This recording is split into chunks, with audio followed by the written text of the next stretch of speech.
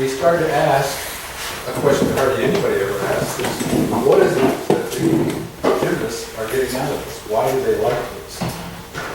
And because at that time we didn't even have a boys program, we asked this about the girls.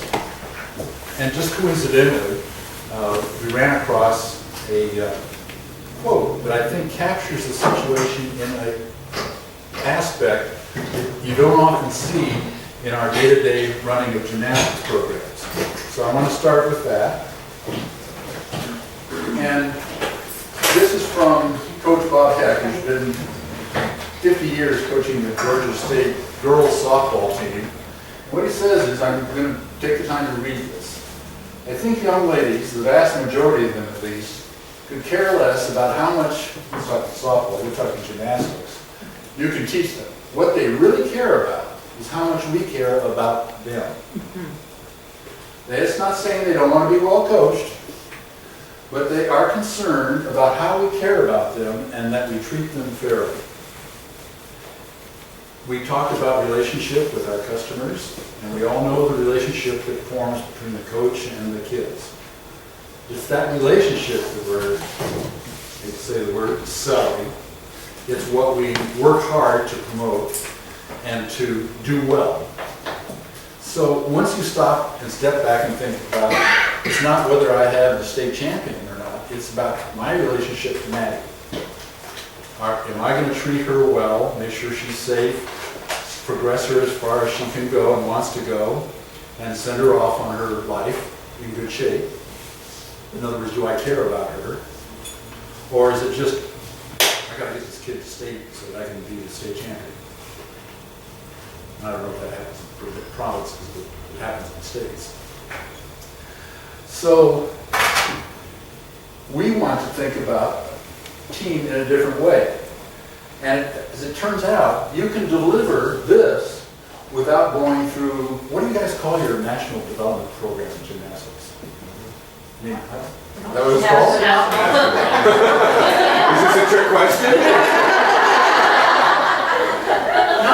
Why didn't I see that before? Well, at any rate, if you're developing your Olympians, that's the program that does it. And we call it the Junior Olympic program, which goes into the Olympic program and all that. But that is the most intensive, most skillful, most difficult program that we offer. But that is not for everybody. First of all, only about 3% of the physical population can compete in gymnastics. But a lot more can do other parts of gymnastics if they don't have to meet FIG standards.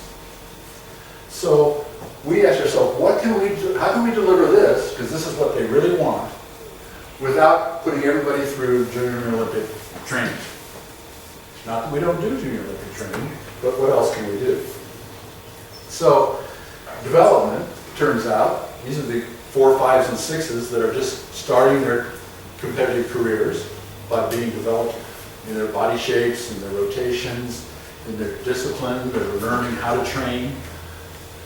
We can do all of this, and it's essential that we do it if we want a JO program, right? Because we got to have kids coming up all the time. And we can charge recreational rates at this level. So that's a good thing. And the greater numbers builds the dollars for the compulsory and optional kids, where we're going to be training them 15, 20, 25, maybe 40 hours a week, and we're not going to get the per hour rate that we get on the other kids. Okay? So that's one aspect. Then we added another non-national, non-junior Olympic competitive program. And I described this to one of the coaches, and I'm going to describe it to you, so that there was an alternative to doing JO. Let's say you're 14, 15, and you're a pretty good gymnast, but you don't want to spend 20 hours a week in the gym, but you and your friends like doing gymnastics, and you'd like to compete for your high school team. You guys have high schools? Yeah. Okay, so your high school team has a gymnastics team, and you want to be part of the flow, get your letter, and, do the whole thing. So we have a program that leads toward that, whereas the JO program leads toward collegiate competition. So the goal is to produce a level 9 or level 10 who's healthy, and still likes gymnastics and wants to go and be on the college team. So that's 2 programs. And we also offer what we call Star League, a recreational competitive program. So this is for any child, check me Lisa, 6, level 2 and up. 6, In the recreational program who wants to be on a gymnastics team, they join with 8 other girls. 7 other girls? 8 other girls. 8 other girls. They pick a crazy name like the Flying Red Ants. They get the Leo. They get their own coach. They practice an hour and a half to 3 hours a week. They compete at 3 different levels, absolute beginner, medium, advanced. And they get to travel, that is, they go across town to one of our other meets or to another gym that is also running the same program. They compete with a really simple code of points. They only are scored as a team. You know, each kid is given a score, but the whole team score is the only thing that's publicized. You know, oh, you guys got 104, you got 105, sorry, I'm second. But nothing, we're not saying 9.4, 9.45, 9 point, you know, oh, industry element, yada yada. Much simpler. And so they get the experience of having friends. And the biggest thing for retention in a gym is your friends. If you have friends doing gymnastics, then you want to stay with your friends. And you keep doing gymnastics. It's just what your crew does. So, now we have basically 4 things. We have the whole junior Olympic program. Sorry. Funk.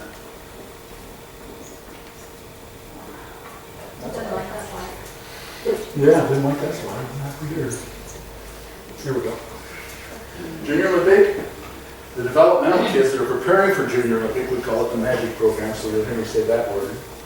We have the recreational optional. That means kids that are JO skilled but not in JO. And we have the Star League program. Let me take a moment to describe recreational optional. We started this 18 years ago in the state of Washington. And since then, it's grown to such an extent that now USAG is developing, actually has a program out there called Excel. It's the same thing. The events are optional, the meets are optional, but the girls still compete as a team. They are scored individually and as a team. They have the Leo and the warm-ups. They travel all around the state, occasionally to another state, but not far. And they have their own coach. So everything except all the hardcore aspects of JO, Junior Olympic. Very popular. Sometimes more of these guys than we have on the Junior Olympic team. We have difficulty sometimes extracting the really talented ones from here to go to the Junior Olympic team. But our top kid in our gym right now is a former rec op gymnast. Because at that point in time, the parents said, you know, we'd rather practice 6 to 9 hours a week than 20 to 25 hours a week. And they kept going, and Maddie kept going, and she kept getting bigger and bigger. You have to watch these guys because they end up doing pretty good skills. But you can do it safely with a lower level of coaching.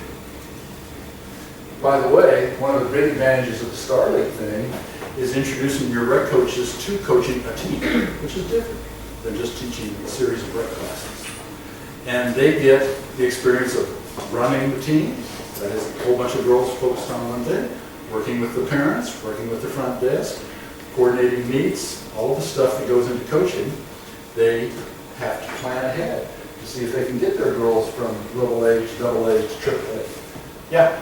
Is Magic and Star League, are they both across the state, or is that club-based? Magic is just us. Star League is just the city of Seattle, basically. There's 3 clubs that occasionally participate now and then. We're consistent. All of our clubs do it, so if nobody else does anything, we still compete amongst ourselves, like different gyms. So, big travel scope, we're going to South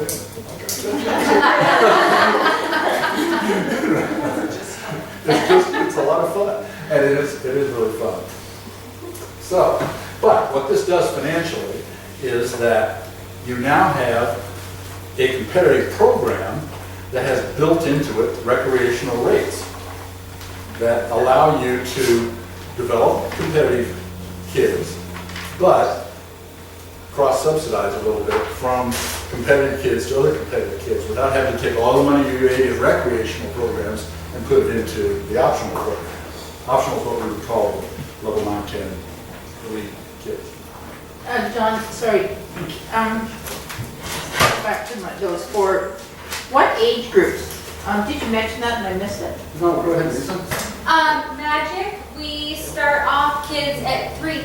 We've got development classes for 3-year-olds. They're actually fabulous. And really cute. Yeah, they're super cute out there. They've got their little milk bellies still running around. It's really fun. And how many hours do they? 45 minutes, just once a week. Okay. Yeah. Star League starts at the age of 6. Rec Op, that's our recreational optional. And Star goes how many times? Star League, so we've got 3 different levels of Star. Actually, I can back up. Magic has the 3-year-old class, which is 45 minutes once a week. We have our pre-team 1, which is 4 and 5-year-olds, 1 hour, 1 time a week. We have pre-team 2, which is 5 and 6-year-olds, also 1 hour, 1 time a week. And then we've got our Junior Olympic level 1 and level 2, which are all skill-based. So typically the kids in there are anywhere between 5 and 9, and they would have to work their way up. So, you know, they'd start out at pre-team 1 or pre-team 2 based on their age, and then they'd be promoted into level 1 and level 2. And how many hours? The coaches would assess them. Yeah, we assess them. Pre-team, or level 2 is our highest one, and that is 2 days a week, 2 hours a day. So 4 hours a week. And these aren't sessional, these would be These are all, the Magic and the Star League are in our 13-week session. Star League, single A starts out, yes? Oh, sorry. Oh, no, it's okay. Star League single A is our beginner level. It's an hour and a half once a week for girls who are 6 and above. Star League double A is our intermediate, still an hour and a half once a week. Triple A, Triple A is our most advanced, and that's an hour and a half twice a week. Once they get into double A and triple A, it's all by promotion. So no longer, we don't care about ages anymore. This is on your website. They're not your regular preparation, but they're your teams. There are team classes. And each have their own leotards. Yes, Magic has 1 leotard. Yeah, all 4 of them have different leotards. Absolutely. Here's the promotional pack. Yes, our Star League, once you get into AAA, typically those kids then lead into our rec op or our recreational optional. We actually have a pre-rec op. So in AAA, they're competing. They compete 2 different sessions a year in the fall and in the spring. When they move into pre-rec op, they're now done competing until they move into rec op, because rec op skills are much higher than the AAA skills. So we spend all of pre-rec op preparing those skills, getting them ready to go. Once they get into rec op, now they're competing again, and they compete during the school year. Rec op, typically that varies a little bit. That's more skill-based. But typically the kids in that class, or in those classes, are anywhere between 8 and 17. Our actual Junior Olympic level 1, or level 4, level 5, level 6, again, it's all based on skill, as opposed to age. So, I think USAG's copying this validates the idea, which is that you don't have just the one path to the national program. You have several team programs. And if you do that, you're going to have a chance to charge higher rates for the non-JO programs and turn your team program into a moneymaker. Yeah, So you keep the same recreational rate for up to 9 hours per week? 6 hours. 6 hours? At 7 we start to discount the rate for the teams. So you don't go on a sliding scale for, like, if they do 2 hours a week, it's less than 1 hour a week, and Per hour, it is still less. So yes, we do a sliding scale. So how we do it in our session classes, session would be Magic and Star League run on sessions. So 1 hour a week is like $17.75. 2 hours a week, the price per every hour after 1 hour, the price per hour becomes a little bit less expensive. Okay, so you Okay. just started that 4 or 6 hours a week. Exactly. Now, but once they get to 6 hours a week, now you're being charged on the monthly basis. And again, the rate per hour drops dramatically at that point. So, create more than one upward path for your kids, is my advice. What you really want is a coach that knows them and cares about them. It almost doesn't matter. Well, it does matter because gymnastics is a prestigious sport, but the most important thing is that they and the coach get along. Not only get along, but they develop a bond in working together on moving forward. And that's the most valuable part. And as I say, that experience, even in as little as a simple league as Star League, which is basically just rec skills, begins the training process for coaches who might not have otherwise the confidence to take on a team. Some people are just ready to work, but others kind of have to, you could do this and you'd be good at it, and encourage them and get them started on it. Because as you proliferate programs, you're going to need more coaches. Well, you want to work on that. And as I said, the potential for using more and more rec pricing helps that team program be profitable. It's really worth considering. Here's the details. The development kids basically are charged recreational rates because they're under 6 hours a week. The compulsory kids are starting to be in the 6 to 9 to 12, and they're charged lower per hour rates. And the optional kids are charged the lowest per hour rates. And rec op depends on how many hours a week they're doing. So this is the rate table that we actually use for recreational rates. There's that 1777 that Lisa was telling you about, up to, let's see, they have a 7-hour rate here. We don't ever use it, but it's there. You could be charged $49.62 a week if you came 6 hours a week to Seattle Gymnastics. And you can see the rate moves up as we go along with this. And So that's a weekly rate, not an hourly rate? that's the total number of hours you spent at Seattle Gymnastics in the week. That's how much we're going to charge. Okay. And we're going to email this to everybody who wants an email so you can inspect it in detail. And that is per child. So if you've got 2 kids who are each taking a 1 hour a week class, they're each going to be paying the $17.77 per class. Now here we start to get up, what was the previous rate for 6 hours? Let's see here, $2.77, that's about $7 an hour. Here we're charging $4 an hour, $4.50 an hour at the upper level of training. So you can see we still have that thing. What we've done is we haven't really charged the optional kids more. What we've done is build in more revenue generation from the recreational / other teams throughout the side. So the other essential to this is that you have the pyramid enrollment. Here is what SBA is shooting for. At each site, we want to have 40 to 50 kids in what we call level 3. That was before, now it's level 2. It's the beginning of junior Olympic development, working toward elite status. So actually what we have right now is we have almost 100 at each site. But if we had just had 50 at each site, 50 level 2s, level 3s, level 4s and 5s, then we would be able to very selectively choose the kids who are going to go on into compulsory, because now we have 150 to choose from, and supporting the program in total. And we pick 50 or 60 kids who are going to be prepared for Olympic optional competition. And out of that, we're going to just have 30 begin to do optionals, and maybe 20 higher level optionals. Our goal is to end up with 10 level 10s, that's the highest in our ranking, for a season. But you've got to have these kinds of numbers at the base to end up with whatever you choose to end up here.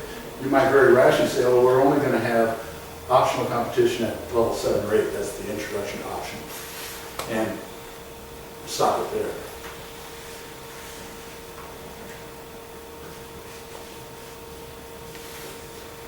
So, you want a development program. You want a large development program to pay for the things that are above, that are taking up the most experienced coaches all the time on the equipment, dirtying up the place, just generally being an expensive option. Add recreational option. It's so successful in the States that even USAG is going to do it. And you will come up with, I think, a profitable team program you're going to be happy to have in the gym. And let's talk about the most sensitive thing. Coach pay. So,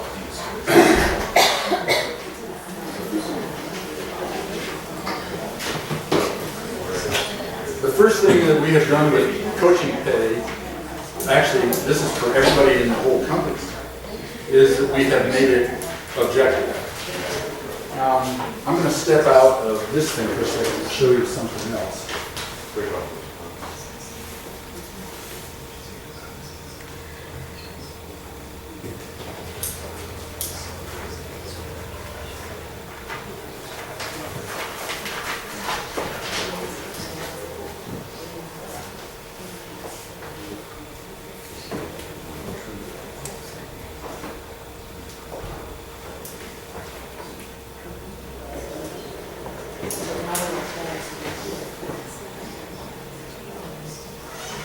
Okay.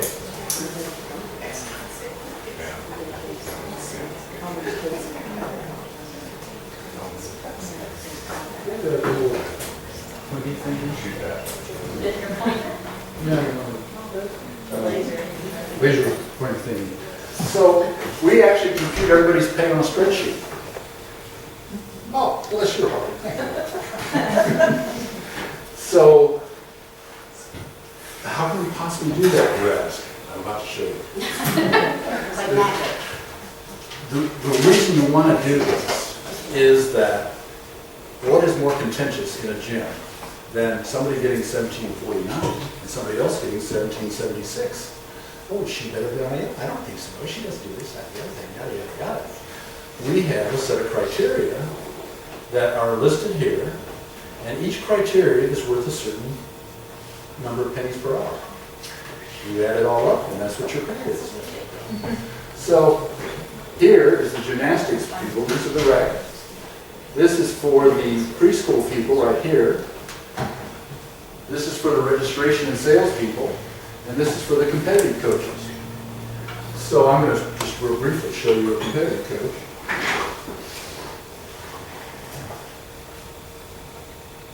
And we have, I forgot to point out on the other side, a series of levels for the competitive coaches. We've tried to create a career path for the competitive coaches. Usually, you know, by the time you're 40 or 50, it's a little hard to be tossing kids over your shoulder again. You get tired, your joints get worn down. You begin to wonder if this is really all there is in life. Spending 80 hours a week in a gym for the last 20 years? Yeah, and you smell like smelly feet. So what we want to do, and I'll talk about this in the next thing, is have that path. Well, here is the beginning for a competitive coach. They can be a novice coach. They can be an experienced coach. That is generally somebody with age 21 to 30, all the time above. They've got at least 2 or 3 years in the business. They can be a senior competitive coach. They're generally over 25 and they've been in the business for at least 5 to 6 years. They can be an optional coach. For us, that's a big step. They're usually closing in on 30. They know just about everything they need to know on the floor, but now they're being asked to develop higher skills and also to run and supervise people. So they have to start being managers. After that, they will become an assistant director and start taking on administrative skills as well, including recruiting, planning the progression for the entire program. And what I really want to point out is that for each one of these people, there is a specific set of requirements. For example, this person here has 2 to 3 years experience, has completed 2 competitive seasons at a minimum. This person, if she had a full grade out, and she only has a .7 here, that's not a 1. A 1 would be 100% of that skill level. He or she can tell if the progression problems come from the mind, strength, flexibility, quickness, can deconstruct skills and actual performance. That's just one of 12 criteria. The next one is knows the code of points or compulsory routines for his level, has all the certifications current on file with HR, attended CPE opportunities in the last 12 months, is ready to move up to the next level at the end of the season. The next one is all internal communications are timely, all external communications and entries are timely, all progression documentation is in time, handles all the admin for his or her team. Well, you can see what we're doing. Go ahead. So do you do performance reviews on a regular basis so that coaches know where they're at within that pay scale? Yeah, but I have to say that it varies greatly amongst the directors whether they get this done timely. Well, So it's hard to do that. It's hard to do performance reviews on a Some of regular them basis. are boxed up. I can count on Courtney shooting me 20 evaluations on March 1st. But others, I have to jog them on this.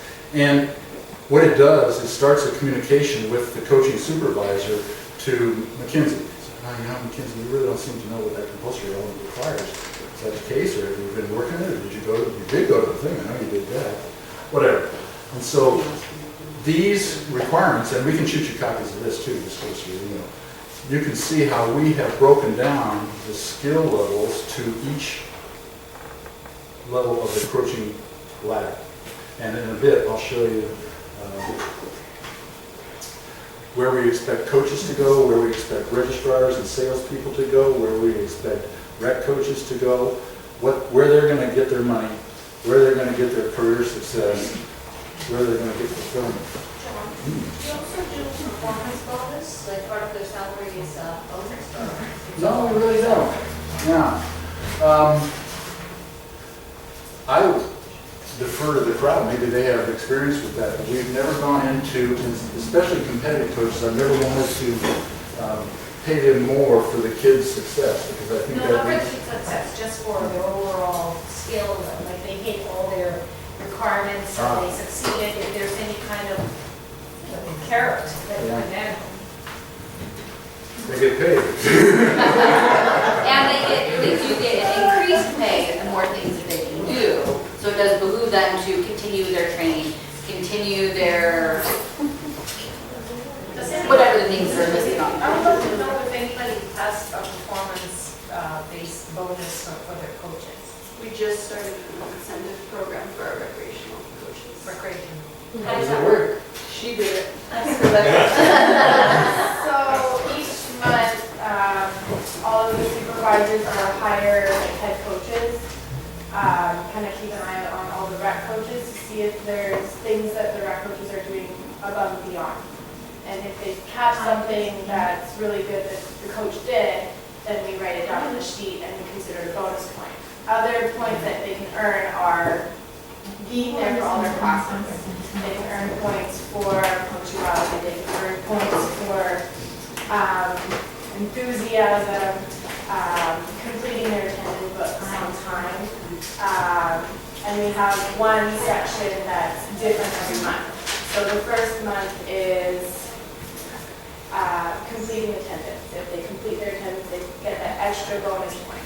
So at the end of the month, we add up all the points, and whichever coach had the most points that month gets a $75 gift card to wherever. And we would do first place, second place, third, fourth, fifth, they're all the same amount. So first place is 75, second place is 40, and third, fourth, fifth is all $20. So And how many coaches do you have? we have 15. So Not that many. Are they responding well, or like did you start? It's the first time we've introduced it, so I think the coaches, we're only 2 months in it. Yeah, so they're kind of. Why did you start it? We just noticed that the coaches weren't like staying on task as well as they should be. We tried to think of a way for everybody to work harder and incentives to have them work harder. And And you do it monthly? Yeah, pay this one yet? Yeah. Where does the revenue come from? It's not my job to. Okay. Somebody else. It's kind of like Frank Staley does this. He did a business conference at Congress from Idaho. Yeah. And he does the same. He gives all his coaches at the end of each session percentage of how well the class did, what their retention was, what their profit was, and then he profit shares with them. I The think more that's kids where that our they idea have, came from, I is think that, Can I just ask, your wage scale, or what you call it, is that national based, is it state based, is it just Locally yearly based. made up? Just Locally based, And what is your base Minimum wage. minimum wage in Seattle? $9.15. And is it loosely a starting point from there? Yeah, we just twisted this comp sheet around a little bit. Before, we started at a base that we wanted to be at, and then if we ended up at a lower number, we just adjusted it up to the minimum wage. Right. But now we actually start pretty close to the minimum wage and build from there. So now if we have someone who comes in who basically has experience but doesn't fill any of the other criteria, and by the way, this thing goes on for 168 lines. So it's pretty detailed. Per coach, per position. For all of them. I'm sorry, for gymnastics, rec coaches, for the preschool people, for the sales and registration people, and for the medic coaches. And do you pay your coaches upgrading courses, certification, do you pay for that, travel, everything? Yeah. And did you expect some sort of, we pay it, but we pay it off the third, so they pay it up front, if they stay for one session, they get a third back, if they stay another session, they get the other third back, so that we at least, if we're gonna pay them to get the certification, we want them to work for us for a year. Well, exactly. We don't have very many. There have been moves along that line. I honestly don't know how the supervisors are doing that these days. Well, we have the non-compete too, so they can't leave our gym and then go work in another gym within a certain radius for X amount of months, which kind of prohibits that. And how we've been doing it is, if the coach wants to pay for the, like the CPR course, for example, then they get a bump on their comp sheet. If they, on here, if they don't want to pay for, say, the CPR course, and they want the gym to pay for the CPR course, then they do not get the bump on their comp sheet. So we try to balance it so that we are not paying for the course and giving them a raise on top of it. Now, it does depend on the certification. Some certifications we do both because it's a requirement, others we don't. But oftentimes for our smaller ones, You want to be in your gym. We're on a big, in the States, there's a big push by USAG to have every gymnastics instructor certified. Right now, the requirements are pretty slim, but they're going to get more elaborate. So we're on a push to get all of our instructors certified now and into the training cycle. So now they get fairly big increases in their pay if they complete the rec cycle or the business cycle or the team cycle or the judging cycle or whatever it is that they're pushing out. So we make more. They make more money if they get their certifications done. That said, some are just there for a year and they're not going to do it unless we stick them in front of something and say, polish this course off. Here's how this kind of thing is developed, and I'm not going to go through it in detail. I'm just going to say how you might do it in your own gym. First of all, you probably have a fairly good feel for what you want to pay. In the case of the teams, coach teams, we just sat down with the director and said, what do you want to pay the beginning coach? And I said, what would a fully qualified novice coach, brand new to the gym, maybe she's finished her first year or he's finished his first year, and he's doing everything right. What do you want to be paid at? He says, well, $15 an hour, something like that. So that was our target. And then we stepped back and we filled in all the requirements that he would list. He would say, what does a novice coach do? What do they do? And then we would assign a dollar amount to it. And if you give them full credit, they get the full dollar amount added to their pay. And it just adds up. This guy is up to $36,000 a year. So each of your coaches sees that, or they are fully aware? Yeah. Okay, so they know that. So and they're all on the same comp sheet. So it's up to them to hit the 100% mark so they can get the full penny for that. And some people are just geniuses at this. I have a registrar who just works this like an organ. She's leads in with a change. And the other thing we do is that we don't say, okay, after a year, we'll look at your pay. We say, whenever you change your skills, whenever you change your certifications, your responsibilities, whatever it is that's on that comp sheet, we'll change the pay that day. But you bring it up to us, or we'll catch it maybe in our year review of where everybody sits.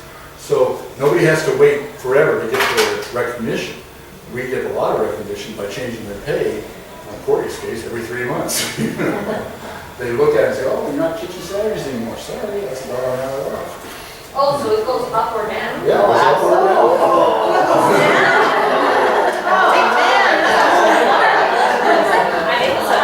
At any time, so if they, we award a high dollar amount to coaching the bees in the recreational class, because teaching 2.5-year-olds without mom or dad is a hard class, and you've got 6 of them, and they're running everywhere. Yeah, call it herding cats, because it's a real skill to be able to teach that class. So if you teach that class for 3 years, and then you decide you don't want to teach it anymore, you no longer get paid for it. But maybe now you're doing a level 1 class instead. And so now you're getting level 1 pay where you weren't in that class before. So you can build into this already. Every single thing, what we have is, there's the time grade, how many hours of coaching you have under your belt. Then there's all your certifications, then the positions that you hold in the company, then there's the extra jobs that you do, you handle a newsletter, you do the maintenance, you do this, you do that. And then down at the bottom, there's your on-floor performance, where your supervisor can say, this person really is really enthusiastic and knows the class, has a following, never deviates from the curriculum, always safe, yada, yada, yada, gives points for that. And then at the bottom, there's the detriments. Missed 3 times this year in this session, all the different things that instructors do that you need to recognize that they shouldn't be getting paid for. So do you have different rates for every class? I mean, you've got these little 2.5-year-olds, and you get an extra $1 an hour. So if you're multitasking and doing junior O and you're doing 2.5-year-olds, you get 2 different rates. Absolutely. No. Well, no, but so your pay doesn't change based on the hour that you're working, but you do get a bump for the different types of classes that you're taking. Yeah. So if you're teaching, I think there's an amount, right? So you have to teach like So 3 B's I'm classes a $15 week. an hour person, and I say, well, I'll do a 2.5-year-olds, I'll get an extra $1. Yeah, you can now $16 an hour for everything you do. Yeah, and then if you also do some JO classes, then that's going to be a bump on your pay as well. Now, I believe I think you have to do X amount of those classes a week. Like, just doing 1 B's class, you're not going to get the big bump. But if you do 3 a week, We usually have right over here is usually the criteria. Now, as it happens, we're looking at the competitive coaches, and it's all supervisor suppression, rated between 10% and 100%. But in a lot of these cases, it's specific. Must teach 3 classes currently, willing to start whatever it is. What is that, part of the requirement? Yeah, that's the requirement right there. This describes what they're doing, and this is. So mostly then it's every session, because in this particular 13-week block, you're gonna have these classes done. So in the next session, if you don't do BCEs or whatever, then your change is gonna be affected, because now you're doing the 6-year-old. If your supervisor catches you. yeah, if the supervisor's not on it, then they're just going to keep their same pay. But usually, the instructors, well, I'd say about 2/3 of them pay attention to this, and they just work it. They know what they have to do for their next raise all the time, because anybody can print this comp sheet out anytime they want. They can print out their own comp sheet and see what they're getting credit for and what they're not getting credit for. And they know if they get that level 1, the rec certification from USAG, they get another 65 cents an hour. They're on the machine, typing out the answers, So, and then the others other people just kind of. So if I had access, I could pick up Jen's comp score? And No, you couldn't pick up hers, so you can get yours. That's where we have an online EHR system called Effortless HR. It's really nice because all of the staff can get on this thing anytime from anywhere. They can't see everybody else's stuff, but they can download all their documentation, all their employment applications, their reviews, their pay sheets. Yes. Is that what you use for your payroll system? No, we don't. So,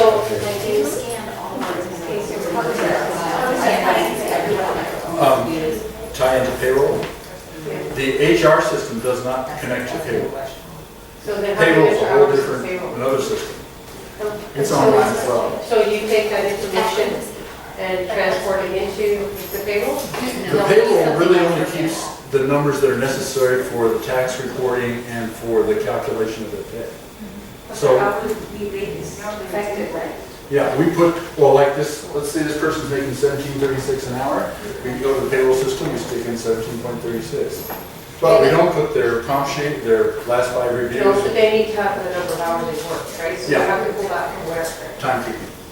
There's an online timekeeping service. And so is your online timekeeping integrated with payroll? Yeah, that, Okay, that's better. boom, just takes, And how do 20 you get, seconds. and do you have issues with staff entering their hours in a timely fashion? And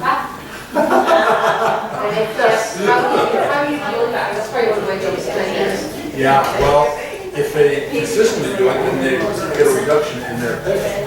And we have a system where you are supposed to punch in and out. You punch in when you get there, you punch out when you leave, so it's all computerized as opposed to handing in a sheet with your hours. Yeah, we're online, we can go online anywhere. And so that system probably generates error reports every day. It says, oh, we had a punch in, but no punch out. And then you should know every morning who, So they just don't how, punch in. well, in that case, Because they just don't get it's paid. not punch in or punch out, they just have to enter their hours. Well, we decided that if they didn't enter their hours, I send them an email saying you have up until the 25th at 5 p.m. If they don't enter their hours, they don't get paid. But you legally can't do that. No, because Yeah, then we they have can. to, what we do is give them the option, well, then next pay cycle, Yeah. you have to enter it a different day and put a note explaining why. Yeah, yeah. But we stopped texting them saying it's 4:30 p.m. we need your hours, we stopped doing that. It's up to them. If They just make it pay on the next pay cycle when they actually Well, I finally mean, you enter the cannot hours in. withhold the payment, like you can make it difficult, right? But that mentally up for Canada, because you have 24 pay periods, you pay bi-week or you pay twice a month, and you put them in for 24, your tax is set up on that, but if you don't pay cycle carries forward, you're missing you're That just messes up them, not you. It doesn't mess up the business, it messes up the But employees. ultimately, you're gonna get that report back. You're still gonna have to deal It's with the it. hour. What was your question? Do you guys have staff number issues? Are you fully staffed? Do you have a waiting list for people wanting to come in the door? Are you constantly trying to fill? What does that environment look like? For us, we're constantly recruiting. And I will say in this next presentation that that should be a key factor in locating. You want to be close to sources of staff. So we're always wanting to be just one person more than we really need, so that if someone turns into a problem, that person can go away and the new person can come in. So we try to carry, like I say, one extra staffer. Now, right now, for example, we're short registrars, so, and those are hard to find. Maybe 1 out of 50 interviews comes through as a registrar teacher. So anyway, we're going to talk about maybe coaches. Career path. Novice coach, experienced coach, senior coach, optional coach, optional supervisor, director, assistant director, and director of competition. So then, from there, they go to site manager. So each one of these paths, rec, sales and registration, and competitive, can lead to running your own site. And in our company, that's where the big money is. So we hold that out as an aspiration. And we pay more too for people who start sites, because it's so hard to start a site. Just, a lot of different ways. And we only find 1 out of 300 people who wants to take that job on.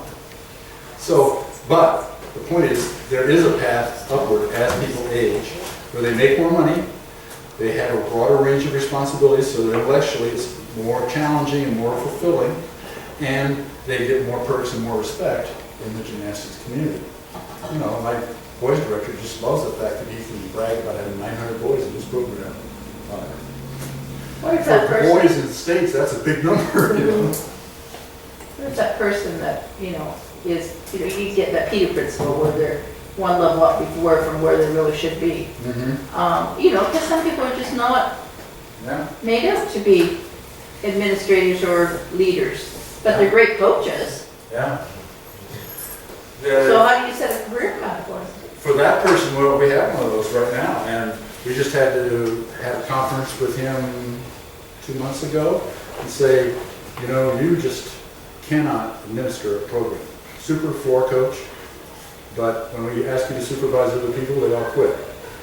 And the parents.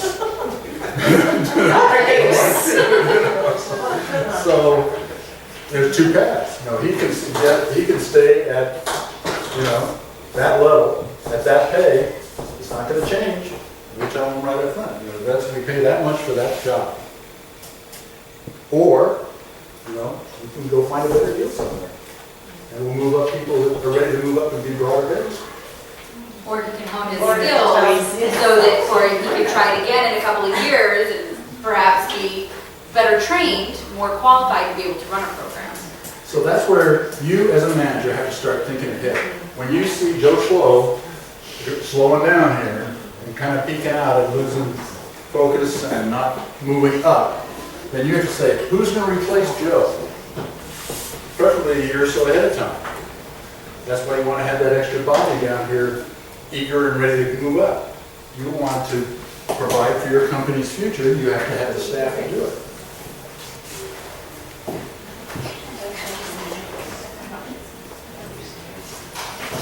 So, just to wrap up on the team stuff, try to run a profitable competitive program so you won't resent the parents quite as much. Can I just ask a question? How many gyms here have the competition team is where the majority of their kids are? Or are you guys all more rec based?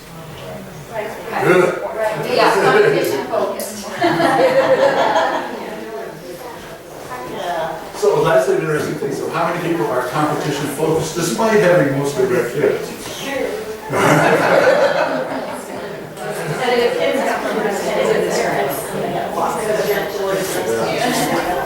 Somebody asked me during the break about the difference in culture between the competitive parents and the rec parents.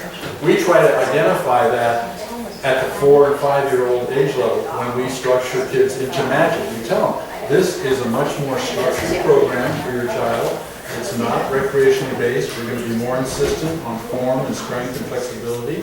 And then we get the right parents. And if we find a problem parent when the kid is 4, it's easier to move them out the door.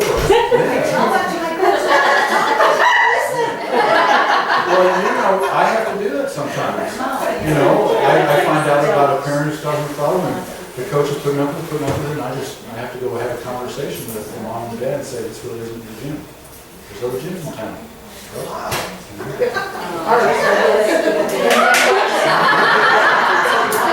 And then watch them on Yelp.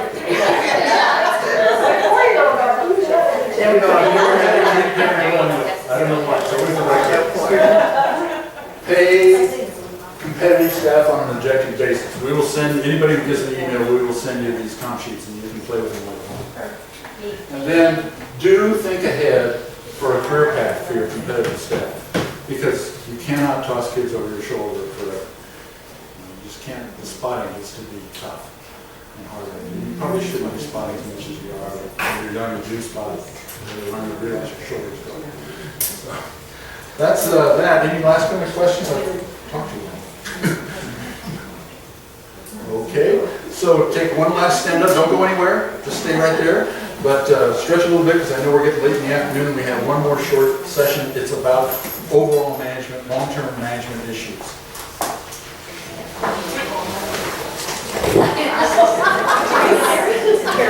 There's some obvious pressure.